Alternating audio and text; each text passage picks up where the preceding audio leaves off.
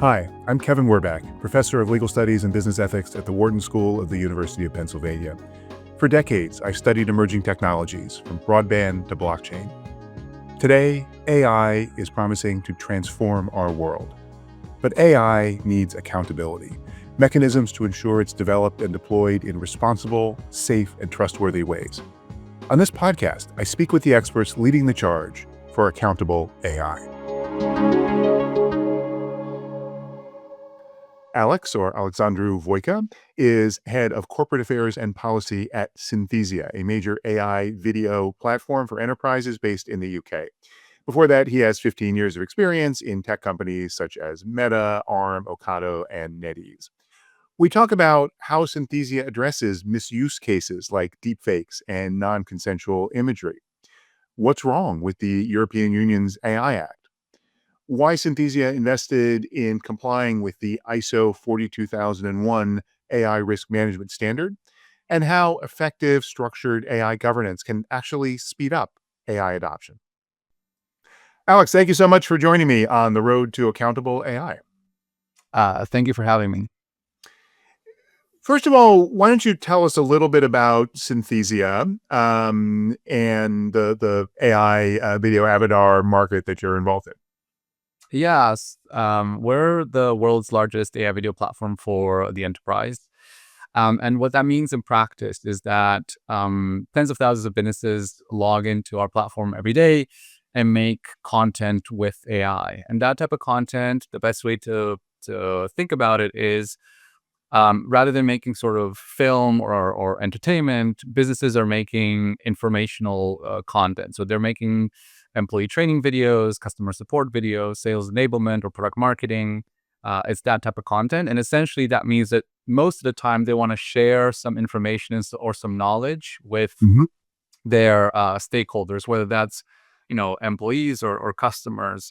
They do that in our platform. It's a web-based platform. You log in, and it's very similar to PowerPoint. So just how in PowerPoint you kind of put together slides into a presentation, the interface has an editor, and you kind of put together visuals. You can drop in these AI avatars, which act as kind of digital presenters. You can write in a script and then, click generate, and a few minutes later, you get a video. Mm-hmm. So an obvious concern with a tool like that is that people will misuse it, whether that's deepfakes, misinformation, non-consensual images, or anything like that. How big a problem do you find those kinds of misuses to be? So one of the things that's probably important to mention is that from the moment the company was started, which was 8 years ago, the founders had a very clear understanding of not just the possibilities of this technology, but also the risks. And when the company was started, we developed this framework and then kind of adopted it internally, called the 3 Cs, and that's consent, control, and collaboration. So on the consent front, the idea was to never create a digital replica of a real person without their consent. So even to this day, whenever we clone someone on our platform, so you can go into Synthesia and make a clone of yourself that looks and sounds just like you. So there's a version of me in Synthesia. I write a little script and it kind of delivers that script on my behalf. But every time we create a new clone of a real person, we always get their consent. So someone has to sit in front of a camera and has to sort of give their explicit consent to us before we begin that process of cloning. When it comes to control, we've implemented content moderation at the point of creation. So when someone puts together a video on our platform, as I mentioned earlier, they click generate, and that video then gets rendered by our platform. But before that process begins, we have a mix of automated and human-based moderation that checks that the video complies with our policies. And our policies on our website, that we're very transparent about the type of content that you can and cannot make on our platform.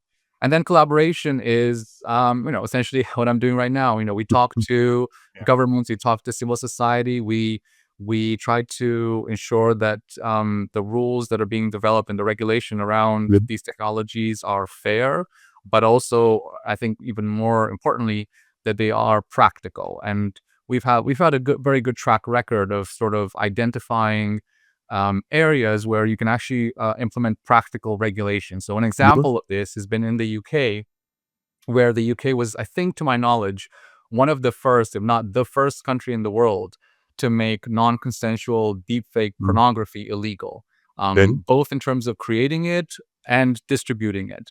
And that's the type of legislation, when it comes to AI, it's probably the type of legislation that will actually make a difference. mm.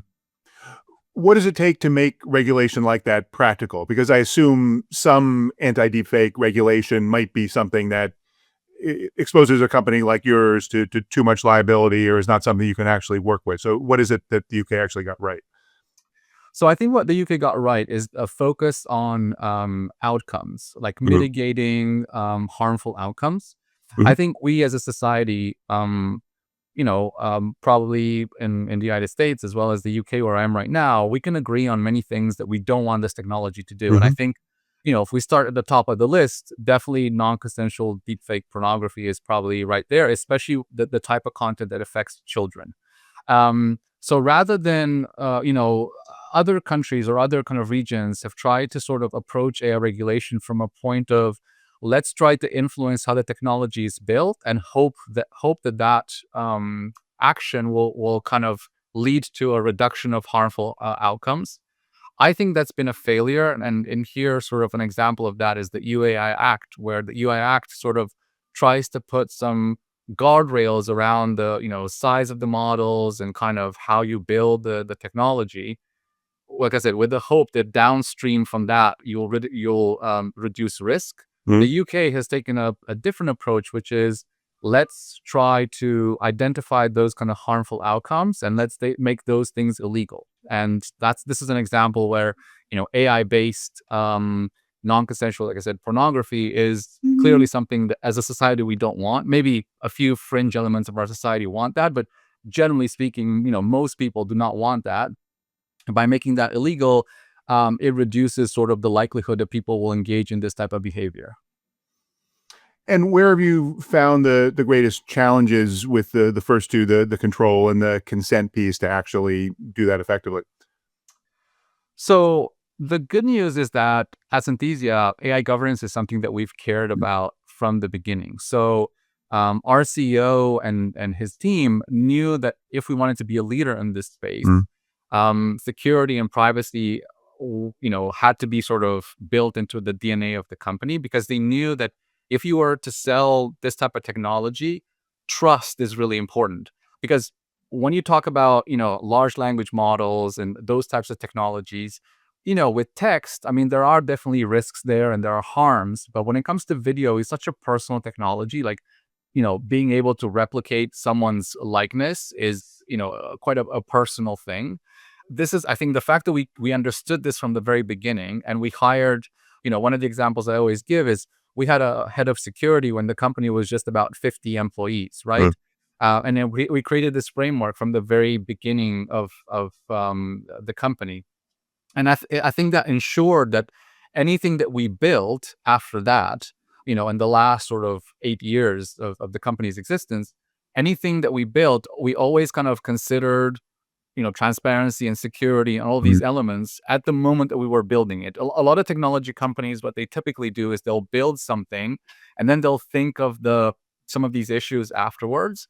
What I like about us is we, at the moment that we're building the product, we are thinking proactively about some of these issues. I guess though, just to play devil's advocate, someone might say that that all sounds good, but there's a cost, and you're going to move slower, or deployment of the videos may take longer because they have to be reviewed. How do you factor those competitive concerns in? Um, it is always a challenge. Like I'm going to be, Mhm. honest here that, Yeah. of course, have we lost some potential business along the line because taken some of these steps, yes. Some of our competitors engage in kind of non-consensual deepfakes. Some of our Mhm. competitors do no content moderation. I would argue that as long as we remain very good at identifying like the positive use cases and then kind of investing energy in attracting those types of customers. I think we're not necessarily gonna be too slow to kind of Mhm. grow. The other factor to think about is that we are an enterprise focused company, so Mhm. we're not building sort of consumer products. And when you're selling to that space of the Fortune 500, they really need to trust you and Mhm. trust your brand. So having that kind of trust is not just, morally something that people probably enjoy to have, Mhm. but from a business point of view, if you are selling to that in that space, no executive of a Fortune 500 company wants to think about what happens if someone steals my avatar and starts making sort of rogue content with it, right? Uh-huh. And if you're not careful, if you're clumsy, if you don't think about kind of security and privacy, when it comes to the decision making, it can affect the kind of procurement process if you don't have a lot of these things Mhm. done professionally. Mhm. As you talked about, this has been an important element for the company from the beginning. Are there ways that your mechanisms of preventing these misuses have evolved over time?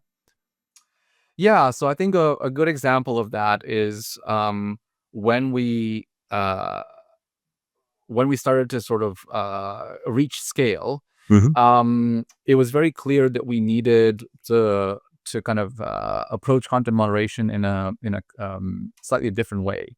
And at the beginning, a lot of the ways we did content moderation was because the technology wasn't there, was based on simple things like keywords or these kind of like simple rules-based systems. But as the kind of technology improved, and especially more recently, where we've had these large language models that are very good at capturing sort of nuance and being able to perform some of these kind of content moderation tasks.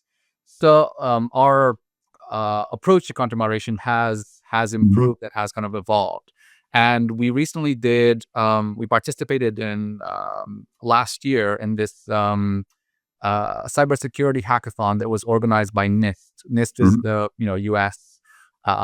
Standards authority for when it comes to kind of technology. They have a very good cybersecurity team, and they recruited some security researchers, and they asked them to test our content moderation Right. system as well as our cloning systems. And for an entire day, they tried to break them, and Okay. were unsuccessful. And they published Mhm. this report that you can go and read about like how exactly they kind of tried to do that, and they published some of the results. And it was very encouraging to see that Sure. we were able to kind of withstand that kind of intense testing, and we continue to do that. So we constantly sort of this process called red teaming, where you're trying to break these kind of security systems. We constantly do that, but that was just an example of a public.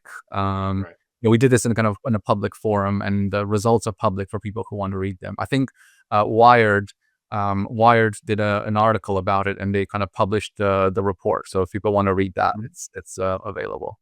Terrific. There was an incident a couple years ago, though, where some political misinformation videos did slip through, and I'm curious what you learned from that experience. Yeah, so I think what happened there was, and I think when you say a few, there were literally a few Mhm. videos Yeah. where they slipped past our content moderation systems, and they ended up on social media. I think on YouTube and Twitter at the time.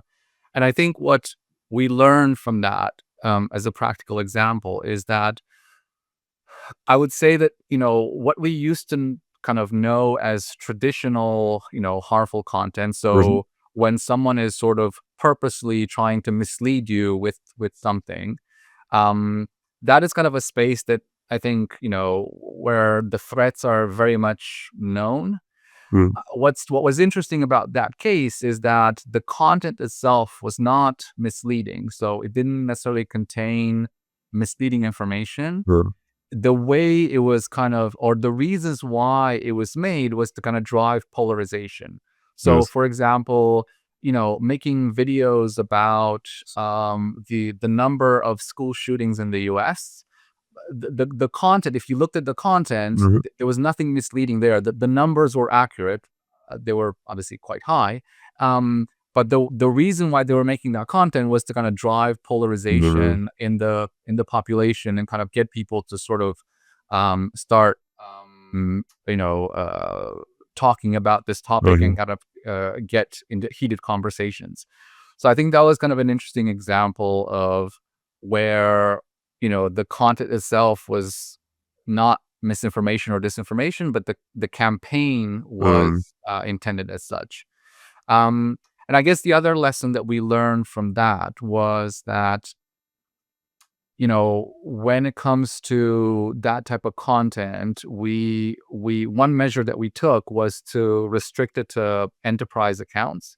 So rather than prevent people from making that type of content completely, if you just restrict it to the kind of organizations that are kind of vetted and we understand who they are as customers, then you have at least some ability to sort of explain, like, this video was made by this organization, and then you can sort of go and talk to them. If you disagree with what's presented in the video, please go and, ask them about why they made that type of content. So I think, yeah, it was definitely an interesting example. Let's talk more broadly now beyond content moderation. One of the reasons I wanted to talk with you was an essay that you wrote on the Transformer site that was titled Audits, Not Essays. So just for the people listening or watching, can you just describe what that thesis is? Yeah. I think the reason why I wrote that article was there's a lot of conversation, obviously the US, in the US, but mostly in Europe, about the lack of AI adoption. I mean, there was this, quite popular study from MIT. I personally think it was a bit misleading, that showed that 95% of projects sort of don't end up in a good place. It was terribly misleading. I did a LinkedIn post on it. It doesn't say what people think it said. No one should use that study.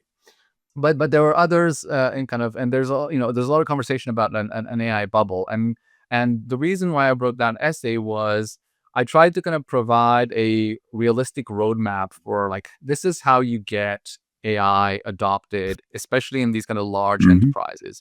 And I tried to explain in there what enterprises care about, and then how do you address those concerns, and you can sort of move faster and get businesses to actually use AI.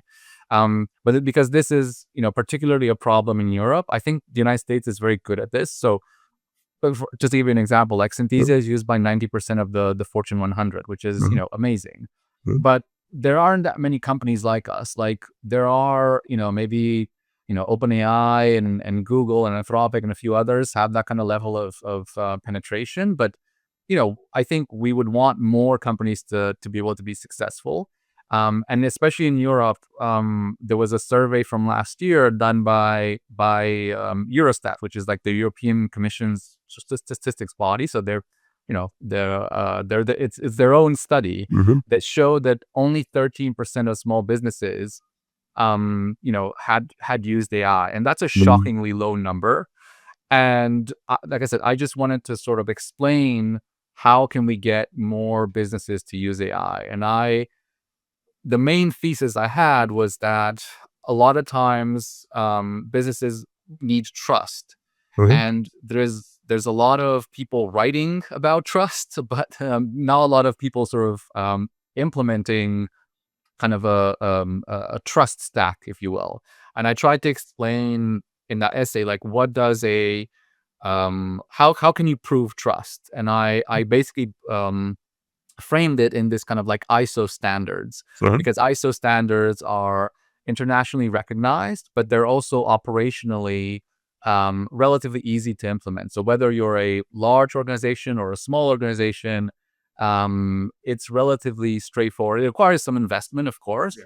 but it is, provided you have good internal governance, it is easy to sort of adopt those standards. And once you have those standards, when you're trying to sell in the enterprise space, procurement is a lot easier. It's not obviously it's Mhm. not going to happen overnight, but you can reduce conversations around trust and security from months to hopefully weeks, essentially, and that Mhm. basically gets sort of AI adopted faster.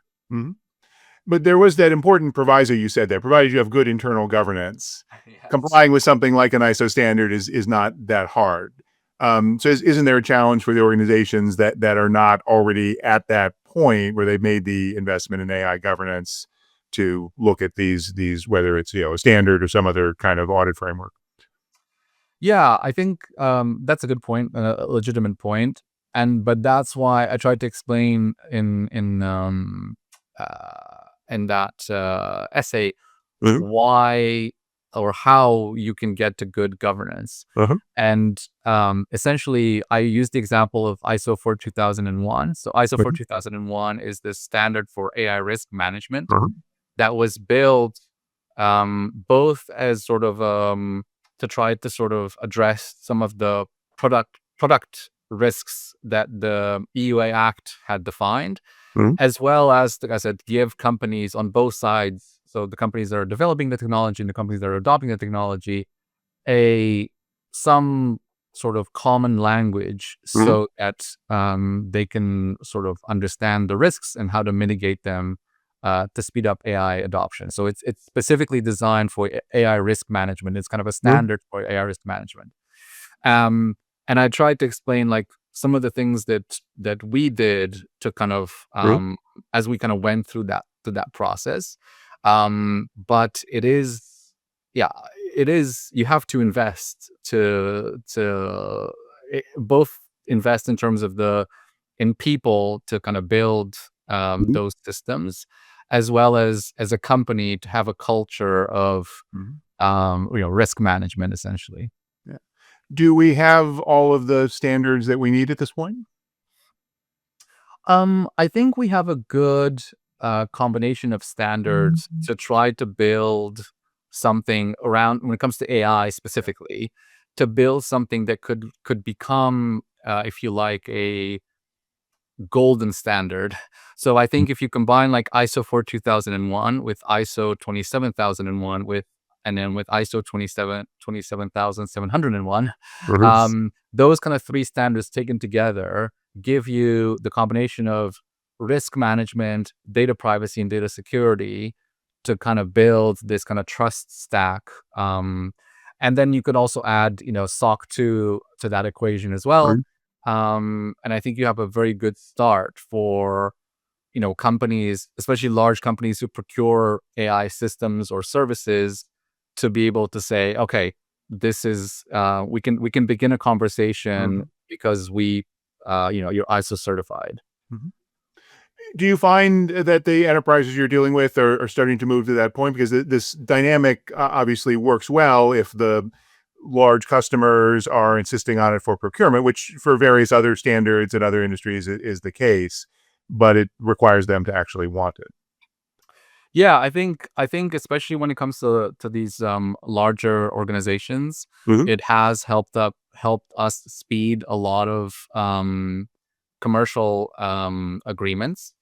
And I think what I'm hopeful what will happen is that it will be they'll have a downstream effect into kind of small and medium-sized businesses. So as more and more of these large organizations Mhm. adopt this technology, the small businesses would feel empowered to do so, because a lot of times the small businesses are very risk averse. Mhm. They don't have, large organizations will have teams of lawyers. They'll have, large security teams. If you're a small business with, maybe 10, 15 people, you're not going to have, you're lucky if you have maybe access to legal advice, Mhm. if you have access to, security advice.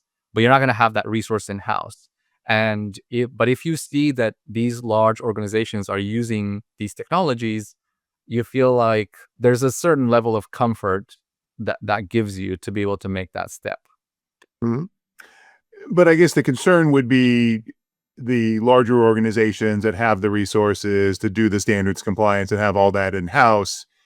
They would just be in a better position, even if the smaller companies might need to go down that path if they want to sell it to the enterprise. So, isn't there a danger that the standards and these requirements actually accentuate that competitive uh, differentiation? Um, there is always that risk of a moat, if you Mhm. like. Um, I think the way to sort of make it easier is what I'm kind of advocating for is this kind of scaling security as you kind of scale in size, if you like. So there was this piece of work. There's an organization called in the US called Responsible Innovation Labs, and they did this kind of mapping from small company to large organization, how you should think about sort of responsible innovation. Like, what are the things if you're just a few people starting a small business to if you're 5,000 plus employees in size, how can you think about sort of AI risk management? And because I had the opportunity to sort of provide some feedback into that process, I think they provided a very good roadmap for how could this kind of work in practice. So what I'm trying to say is that you shouldn't necessarily force ISO 42001 on a small company with, like I said, with 10 people. But what I'm saying is that once you reach, a certain size and ISO 42001 becomes a natural sort of common language between AI providers and AI adopters, because that will move faster, it will then signal to the small organizations that, hey, if this large company is using this system and or service, they're happy with it, they're comfortable with it, I can also use it because I have the confidence that the company I'm buying it for has that kind of level of trust. Um, I think it's unrealistic to try to impose those kinds of rules down into small Mhm. business. Sure. Sure. And you suggested that the kind of comprehensive approach in the European AI Act is problematic. Are there other things that governments should be doing to encourage the adoption of these more standards based and bottom up kinds of governance practices? Um, I think it's one of the things that um, I guess confuses me when I look at something like the EUA Act is this sort of obsession, if you like, with controlling how technology is built with the aim of influencing how that technology is used. Mhm. And I disagree with this approach because I don't think it works in the real world. So if if someone who has never built an AI system comes up with these sort of arbitrary rules about how Mhm. that system needs to be built, not how it should operate, but how it needs to be built, um, I think we're gonna have this kind of quite unfortunate situation where you can be fully compliant with the EUA Act, but have a system that can do a lot of damage. Um, because if you look at the Act, the kind of um, criteria that it uses is, for example, the size of the model. So saying it's like if it goes above a certain compute threshold, it becomes there's kind of Systemic, yeah. Yeah. systemic risk. And I've seen in the last few months, I've seen systems that are just as capable Mhm. as GPT-5, but they are 20 times smaller. Mhm. And so they wouldn't necessarily fall under the incidence of the AI Act because they don't meet that compute threshold, but they have just the same Mhm. level of capabilities of those systems. And this is what I mean when I say that rather than try to influence how technology is used by Mhm. controlling how it's built, you should try to focus on the outcomes that you Mhm. want. And if you try to apply that type of thinking to adoption as well, so not just kind of risk mitigation, but also adoption, um, I think you can take some kind of sensible measures to accelerate that adoption. So the perfect example that I can give is if you are a government or if you run kind of public services. Um, at the moment, in the UK, just to take example of the UK, the UK government spent 570 million pounds last year on AI products and services. And if you look at the list, because it's public, if you look at the list of where they bought those services from, I think it's like 90. When I calculated, it was like 90 something, close to 100%, 90 something percent of all of that came from companies outside the UK.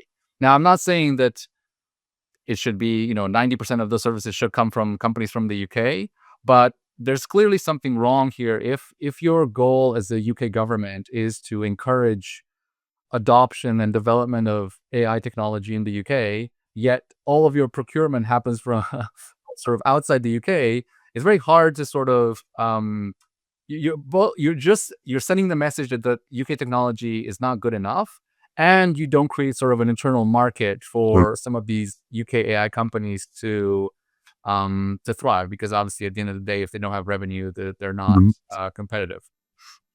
So I think there's this kind of balance, if you like, between the kind of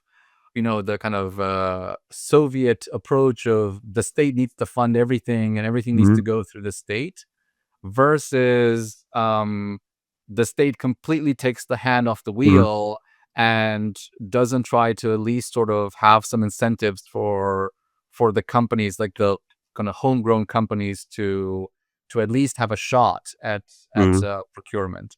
mhm, um, so that's probably kind of, I don't know. I don't have a great answer to where that space should be, mhm. but it's definitely not at the extremes. Like Yeah. I said, I'm not a fan of this kind of like state controlled. The state controls all the means of production, but I'm also not a Right. fan of like let's just kind of sort of pay no attention where we're kind of distributing our as a government, we're distributing our money basically.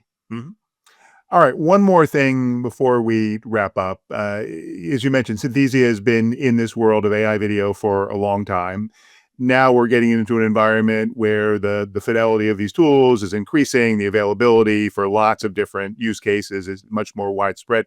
What do you see as some of the new kinds of challenges or opportunities people might not be thinking about that you're focusing on with this area in the future?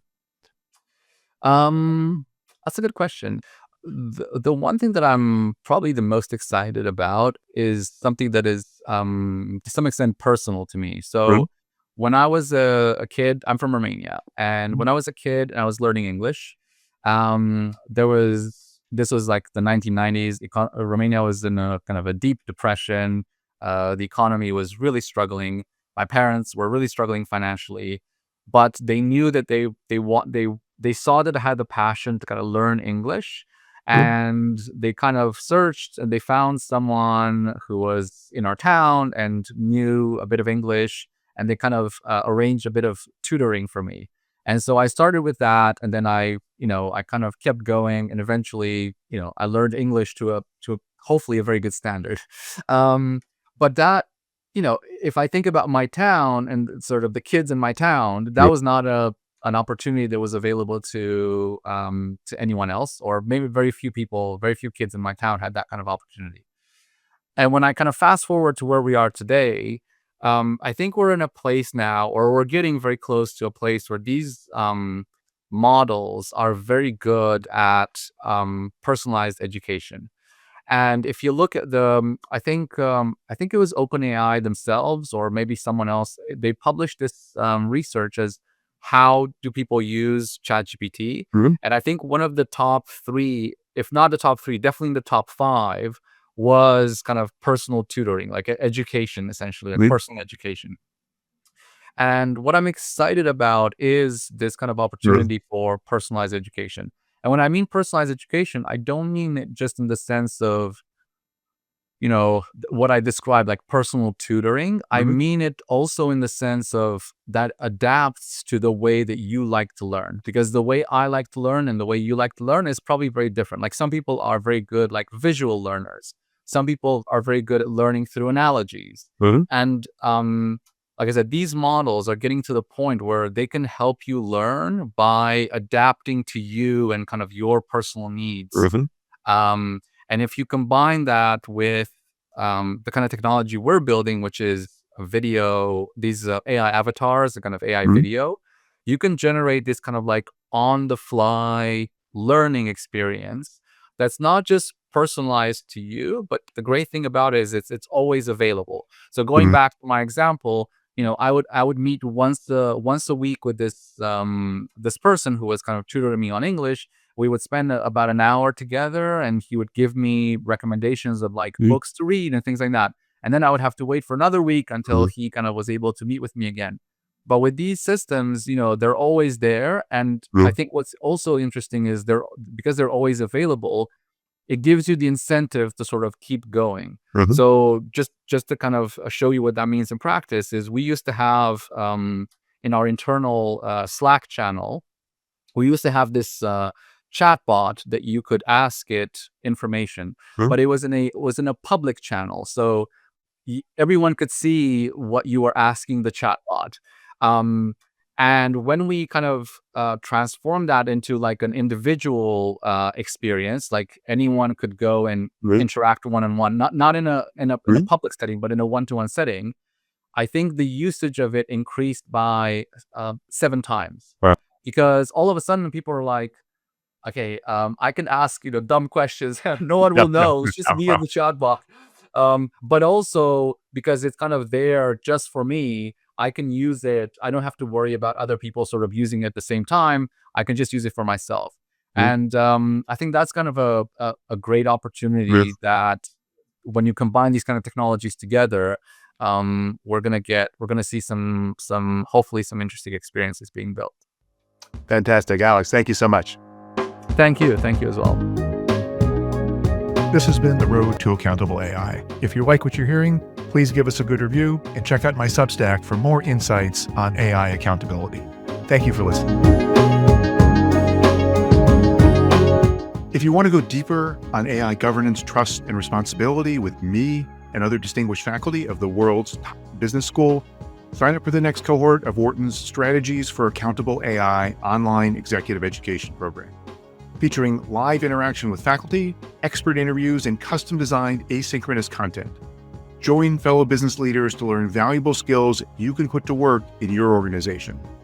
Visit execed.wharton.upenn.edu/ACAI for full details. I hope to see you there.